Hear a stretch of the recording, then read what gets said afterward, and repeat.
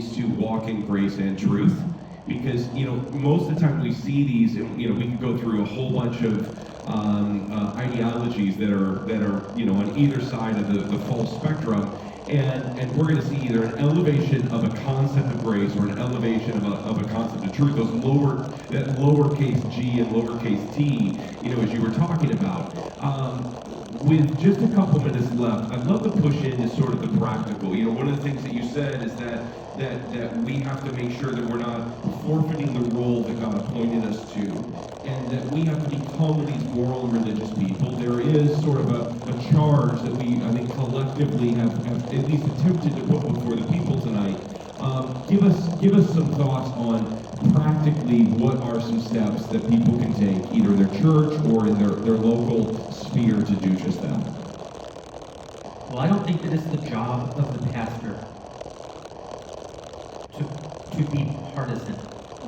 It's not the job of the pastor to make their pulpit as political as my podcast. But it is the job of the pastor to look after the embodied soul. It's the job of the pastor to be concerned about the flock. It's the job of the pastor to protect the flock from the wolves.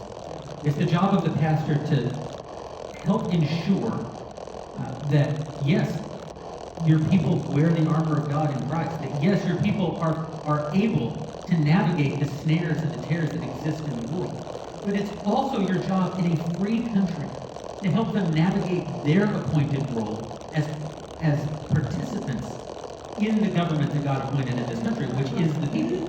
Right. And they can't do that if you aren't feeding them. Right. And what does it mean to feed them? Well, it means to remind them that the liberty that we have in Christ is a liberty in this life, not only in the next.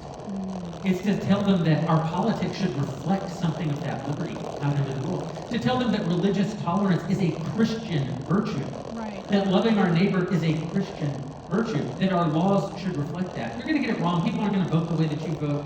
That's not exactly the point. The point is not to try to separate the political and the spiritual into two distinct spheres, as though human beings live two distinct lives. They only live one life. Yeah. And the life that they live in Christ in this world. They have to be able to navigate both of those, and both of them are our responsibility.